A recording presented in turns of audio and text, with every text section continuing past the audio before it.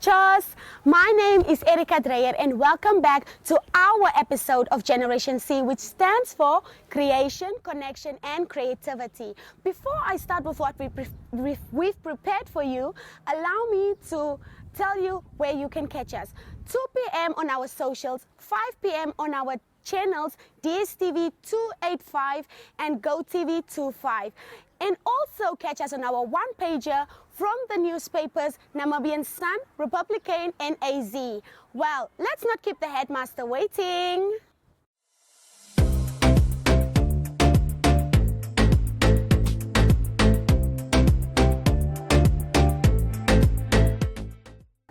Hi viewers, we are joined here with our headmaster. Please introduce yourself. I'm Rebecca Nkali Aupokolo. I'm the principal of Zuiderleg Secondary School here in Cape Manshop, Karas region. What makes your school unique? Okay, Zuiderleg Secondary School is the largest secondary school in Karas region. And Zuiderleg has a diversity of learners and teachers. We have most of the learners from most of the cultures that we have in Namibia. And what also makes Zuiderleg unique is the fact that even the name itself, Zuiderleg, it means the light of the south. I think the name of the school is even the one that is actually directing the whole region at large. Please tell us about the different clubs at your school. Okay, we actually have a lot of clubs. We have a children movement that is guided by our life skills teacher. And we have the library club, whereby it's guided also by the prefects of the library. We have the debating club. We have the school choir. We have the chess club as well. So that one was bad. Okay. Just say we have the chess club as well. The what? We have the chess club as well. Okay. Oh, all right. We also have the chess club as well. Okay. What inspired you to become a teacher in the first place? What inspired me to become a teacher was simply because my career started when I was just grade 1. When I was grade 1, I was already inspired my primary school teacher, my grade 1 teacher. I would come home and then I would group a lot of empty containers of 25 liters, and then I would start teaching them the same things that our teacher was teaching us that day. And my mother could be laughing at me as to what I'm doing. But I actually enjoyed teaching those empty bottles until I decided I want to become a teacher. When I finished my grade 12, I went to the university and I became a teacher. We are so excited to be kickstarting your morning with the entertainment. Everything was happening during this past weekend. Yes. Exciting news. Wow, no, she was killing it already. In my opinion, I don't see anything wrong with him serving the full term. As well as keeping you informed on the issues that you need to know happening in and around our country. Nice. What challenges do you face in your role as headmaster? The challenges that I face currently, being a principal, being a female principal in Cape Manshop, or let me say in Karas region, is the fact that I grew up somewhere else. I grew up in the north, but I ended up being a headmaster in Karas region, of which obviously I cannot speak Afrikaans, which is a challenge because sometimes when parents come through, I'm unable to communicate in their mother tongue, whether it's Khoikhoi Govab or it's Afrikaans.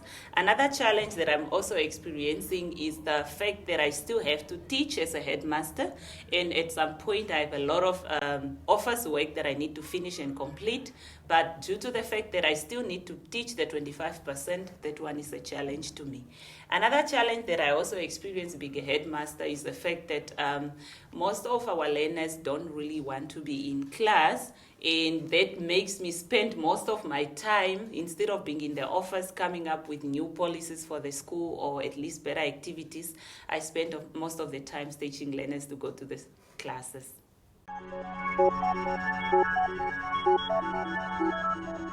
Good evening and welcome to Sunset News. Attachment stays in list A in the incident speech, rate and taxes, and how much.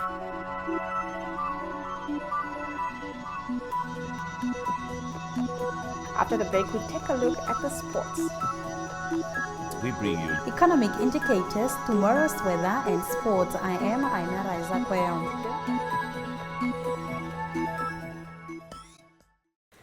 Okay, ma'am, how many learners do you have? We currently, this year, we usually go to 800 to 900, but for 2024, we only have 752 learners. Oh, what advice would you give to aspiring educators who aim to become headmaster in the future? Aspiring educators that would want to become headmasters one of the good days, they should just be encouraged and motivated that it's very nice to be a headmaster.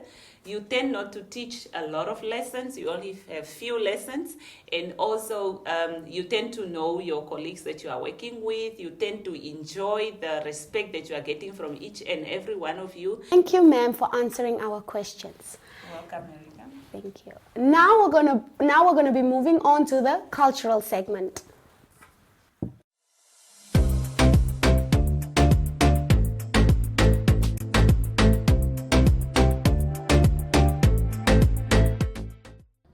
Hello viewers, I am Shalini Chainkis and welcome to our cultural segment.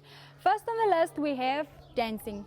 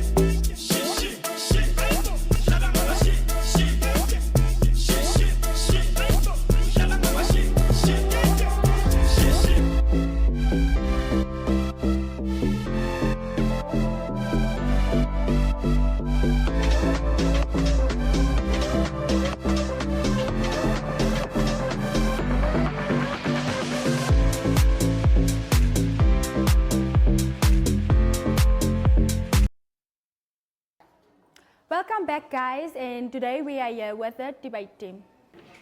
We as Team Proposition think that democracy is not just the right to vote, it is the right to live in dignity. If we reduce the voting age from 18 to 16, it will make the youth feel more included, and it will provide them with a voice in the political arena, acknowledging their perspectives and concerns.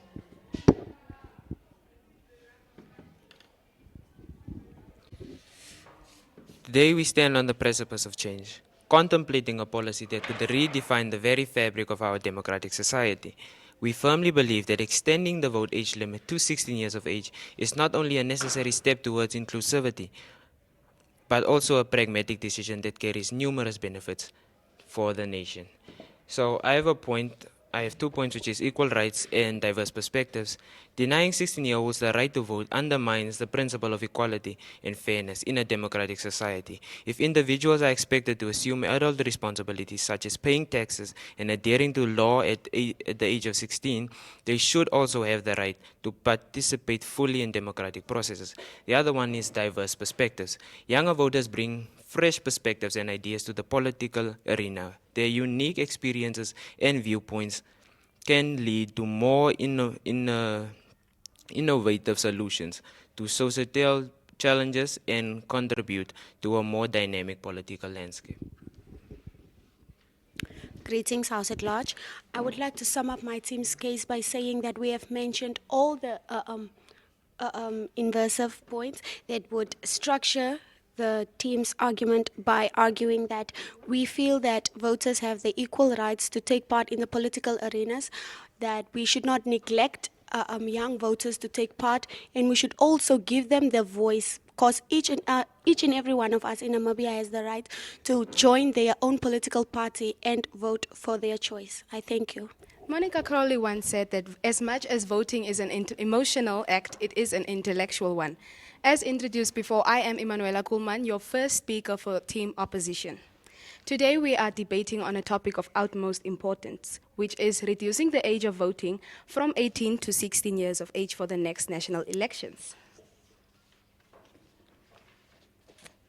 This House will not reduce the voting age of 18 to 16 for the next national elections.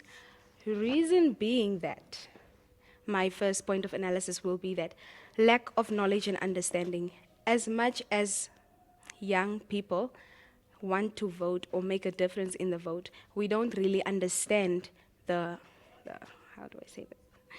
we don't really understand how the government works. Rather, we go on hearsay and we don't really do our own not self-introspection, but do our own research. We are influenced by external factors such as peer pressure, our parents, and also the internet, meaning that our vote will not count. It will not count. Let me rephrase. The vote will not count. It would count, but it won't make an effect as the vote was not from. We do not understand why we are actually voting and what the parties, the government actually is about. I will now hand it over to my second speaker, Regina Fernando. Okay. I'm the second speaker and I have 2 points of analysis. My first point of analysis is peer pressure. Like we all know, the age group between 14 and 16 are mostly pressured. They do things that they do not want to do, but because they see other people doing it, they also want to do it. They are mostly influenced by their friends. They only want to do things that they want to do. So obviously when they see that their friends are voting for a certain party, they too will vote for it, not because they want to, but because they want to fit in. Example, a friend might say, no, if you are not voting for this party, and then you will not be in our friend group. Now, because that specific person wants to be in that friend group, she or he will obviously just vote without even wanting to vote. The second is social media influence. These people, the age group between 14 and 16 are mostly influenced by social media. Research have shown that they are the ones who are mostly addicted to social media. Now, when they see that their celebrity or their influencers are advocating for a certain group, they too will vote for that group simply because their favorite celebrities or their influencers are voting for it. Without even knowing anything about that party, they will end up voting for it. And we all know that a vote freely given is a very meaningless vote. I will now pass on the mic to my third speaker. Thank you. Well, we have all heard it from the second team, and now I would like to sum up everything my team has stated. My first speaker came up here, and but my speakers mentioned that her first point of analysis is lack of understanding. Now, how does that work? Well, personally, I would say that we as young people do not understand anything that has to do with civil engagement. Therefore, I do not feel it is effective, or my team and I do not feel that it's effective for young people to vote. My second speaker mentioned that peer pressure and social media influence are big effects that also come with this, and I do agree on that. I mean, obviously, if you have a teenager that, let me say, is following Delish Matthews. Delish Matthews is voting for SWAPO. How will this affect us? We will vote for SWAPO because we are the targeted audience, obviously, since we are addicted to social media.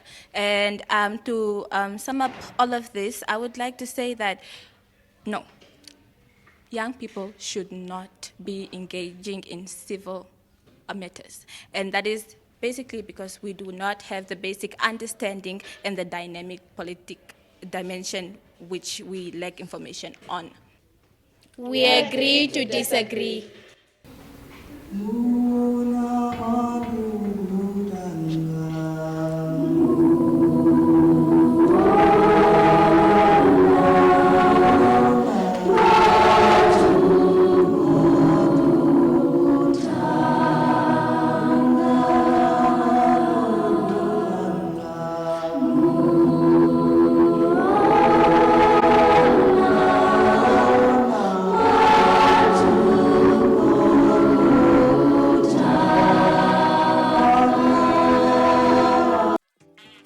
Get ready for an exhilarating journey into the heart of Namibian schools with Generation C. Our show is all about celebrating Gen C, where every learner's voice is heard loud and clear. Picture this.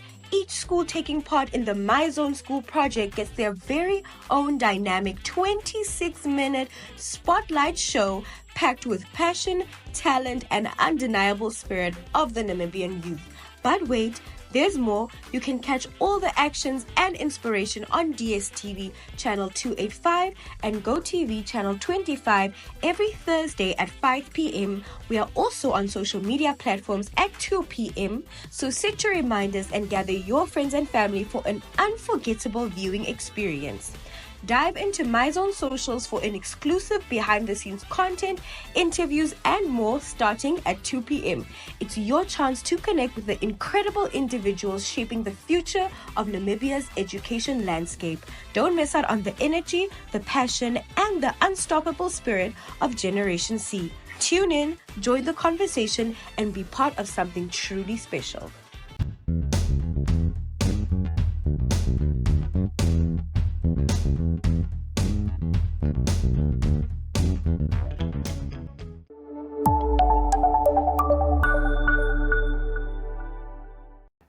Good day, viewers. We are here at the last segment of the Lichis episode. Today, I'm chilling with the heads, or the Yalashis, and they may introduce themselves. I'm Geja Likius, the deputy head boy of Saidalak Secondary School. Hi, viewers. I'm Cherry Pachamina, the deputy head girl of Saidalak. Hi, viewers. My name is Vilash Pala, the head boy for the 2024 for Saidalak Secondary School.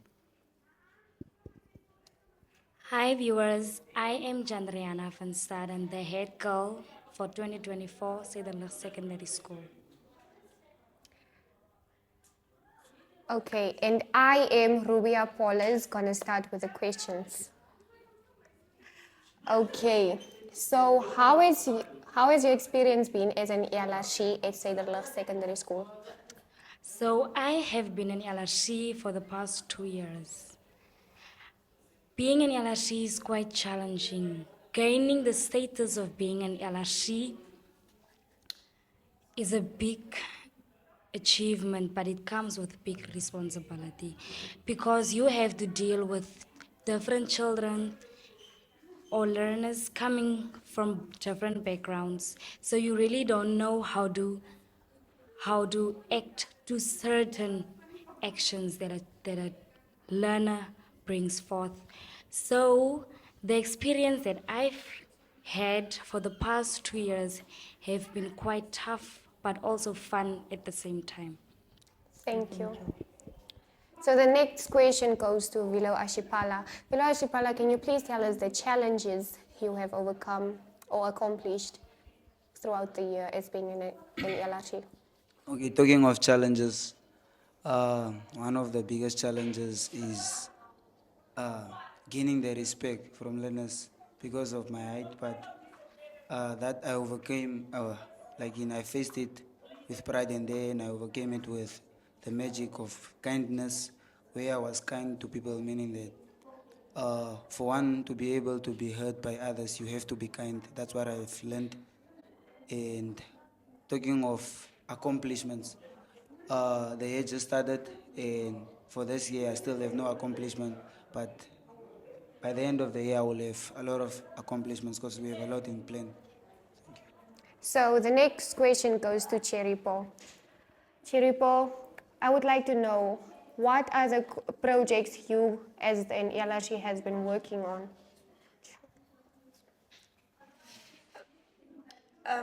The best part of being in ELRC is that you need to aspire to inspire. Being a ELRC is quite challenging, but then we need to be committed to the job. The best part is that you are always privileged. You are the head and you are supposed to be leading by example. It makes you live in a good way. Yeah. So next we go on to Likies and Keishea. Likies, we want to know about we'd like to ask about the projects that you guys have accomplished at Cederla Secondary School. So, besides maintaining order and discipline at school, it is also our responsibility to engage learners in extramural activities that will boost up their confidence, thinking capacity, and also speaking skills. So we have the first project that we worked on is reopening the school library. This is to cultivate the love of reading among us learners of Cederla Secondary School. And under the sports committee, we organize class tournament. This is to let learners of Cederla Secondary School discover their talents besides academics, which increases their physical fitness, muscles, and the way they work with one another. And the other project that's still coming, it's the Miss Cederla. So now we're going to ask one important question to all the ELRCs. What are the characteristics you guys have learned since being an ELRC? One of the characteristics that I've learned as being an ELRC is always be a role model for the younger ones, because being an ELRC at school is not only about the title or what you do, but the way you present yourself so that the younger ones can look up to you and say that maybe in 2 or 3 years to come, when I go to grade 12, I want to be like that ELRC. The other one is also being committed to do your duties and always do things on time and be punctual for your lessons or your classes.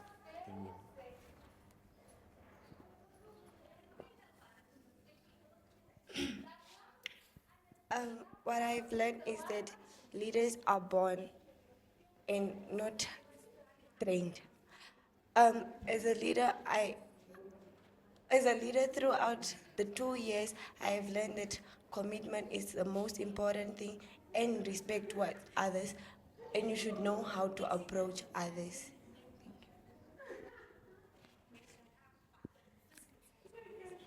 I have discovered a very interesting characteristic.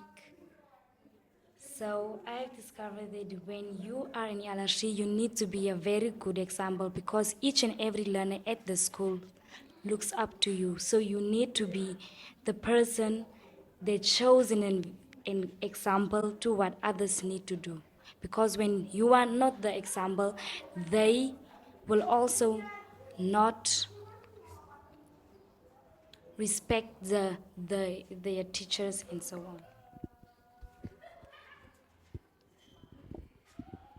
on. What I've learned as a leader for the school throughout the year so far, and including last year as well, because I was in LRC since last year. So I've learned that you need to have self-respect and be kind. So when you have self-respect for yourself, respecting yourself, it automatically means that you will want to be treated the way you treat yourself. So if you treat yourself good, it means for the next person automatically, or obviously you have to treat them good, because you don't want to see somebody else doing something bad to you because you've been good to them. And the other one is kindness. As I've said in the beginning, I used kindness as a secret weapon to overcome the challenges of gaining respect from learners, because when you are kind to people, then it means in their eyes, whenever they see you, they will only talk mostly good about you. But the moment you have too much pride about yourself and not caring about the next person, it automatically means that for them, they will also not give you the respect that you deserve, even though you are a good person and you are not good to the others. I've really enjoyed this episode and I've discovered a lot of activities. So from me and my LRCs, it's goodbye. Wow, that is what the Luchis family have prepared for you. And hope you enjoyed it and hope to see you soon on our grounds. Well, don't forget to catch us on our socials at 2 p.m. every Thursday and on our socials, and also on our channels at 5 p.m. from channel DSTV 285 and GoTV 25. Also, our one-pager from the newspapers Republican, Namibian Sun, and AZ every Thursday. I thank you.